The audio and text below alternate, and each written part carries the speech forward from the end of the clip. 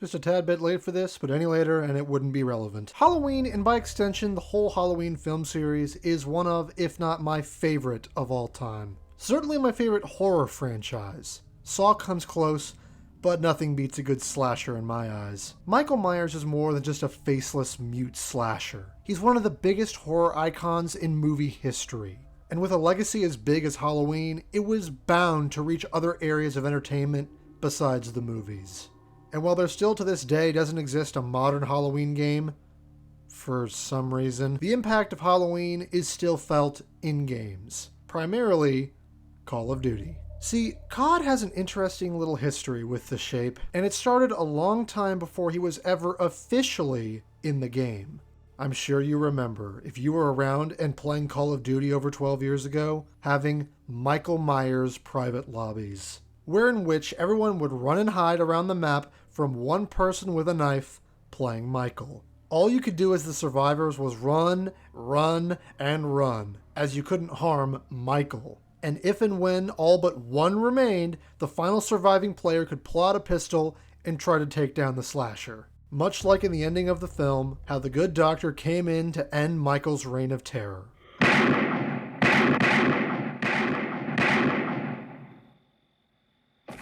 These types of private custom games existed in COD for as long as there were private lobbies, and if you ever got to be a part of them, they really were a lot of fun.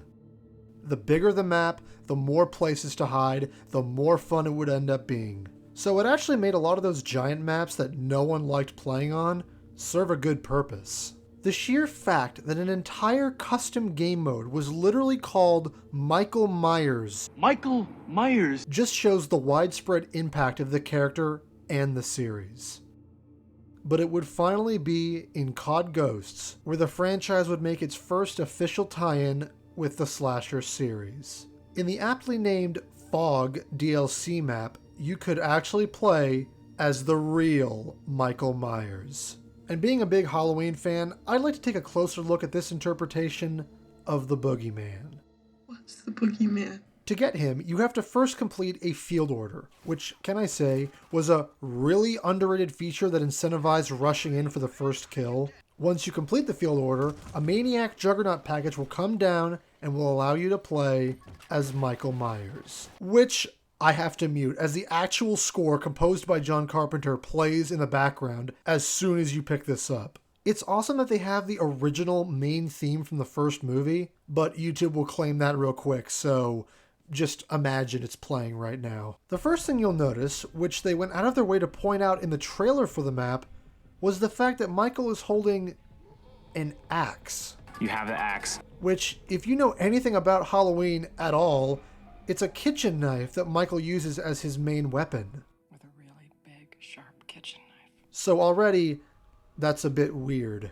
Interestingly, there's only one time in the whole franchise where he actually used an axe, and that's Halloween 6, The Curse of Michael Myers. He only kills one person with it, which makes it all the more odd that they would make it his primary weapon of choice. Michael's look in COD Ghosts is an interesting one. For one, he is very darkly colored. The boiler suit is a dark blue, almost black in places. His hands are a very off yellow color, makes him seem almost sickly in a way. It's also funny the way he holds his axe in the third person when idle, so close up to the blade. They gave him a very aggressive hunch as well, a far cry from the tall, straight up standing Michael from the films. He has a very H2O looking stance in the way he puts his head forward. Now we come to the iconic mask. It has a noticeable blue tint to it, and the facial features look very similar to the Halloween 6 mask, apart from the hair.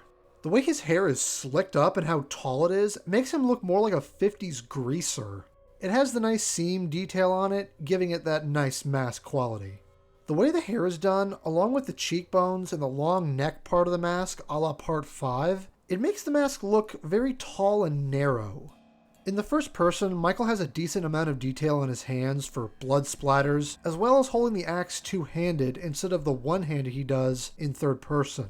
Michael in Ghosts mechanically functions identically to the Maniac Juggernaut with the same amount of health, but he actually does move faster than the Jug. An interesting bit of creative liberties they took here. When you're actually playing as the Shape and get kills, you can see the souls of your victims actually leaving the bodies. I think that's an interesting idea to go with, a more dark occult route, which is exactly what was going on in Halloween 6, so it kind of fits here. Michael Myers was a real highlight of the Ghost DLC season. While he functioned very similarly to the Maniac Juggernaut killstreak, it's the amount of effort the devs put into making him feel like his own entity. It was a great treat for fans of the character, and it really made many people, like myself, just want a real first-person Halloween game. And while that sadly never happened, what would is Michael would make another appearance in Call of Duty, over 10 years later, in the new Modern Warfare 3. Released in the final October season of the game, Michael wasn't just in a single DLC map as a killstreak. He was front and center of the marketing, and this Shape really gave off a different vibe from the older model. Michael's look is much brighter. Quite literally, as the jumpsuit is a very lighter shade of blue, almost looking grayish green in a way. His hands are much lighter and cleaner, making it feel like this Michael hasn't gotten his hands dirty as of yet. Now, you'd expect the devs to model this Myers after the latest trilogy of films, with a much more worn down looking mask. But like the Ghosts Michael, they kind of did their own design, which I appreciate. Here's where it actually gets interesting. The mask in MW3 actually more closely resembles the Rob Zombie mask before it becomes all rotted and worn down, like the second act of the film. The early Zombie mask was trying to be closer to the original, but not exactly. And this one looks nearly identical to it. The one part that looks much better, in my opinion, is the hair. It's much bigger and not as slicked up, giving Halloween 6 vibes again. Actually, now that I look at it more, it does kind of look like the Halloween 6 mask. Some sort of a middle ground in between the two. What do you think? Michael also received some unique finishers. One that closely resembles the iconic Bob death from the first film, or if you want to be more modern, the nurse's death from Ends. He also has one where he carves out the back of someone while they're prone. So, that's a good and gruesome kill. Michael Myers, and by extension, Halloween, has been intertwined with Call of Duty more than most players or movie fans realize. It's crazy to think that this low-budget, independent slasher film from '78 that was heavily inspired by Black Christmas would become a worldwide phenomenon that it became, and that over 40 years later, the silent, faceless, soulless killer would be a playable character in a major first-person shooter franchise.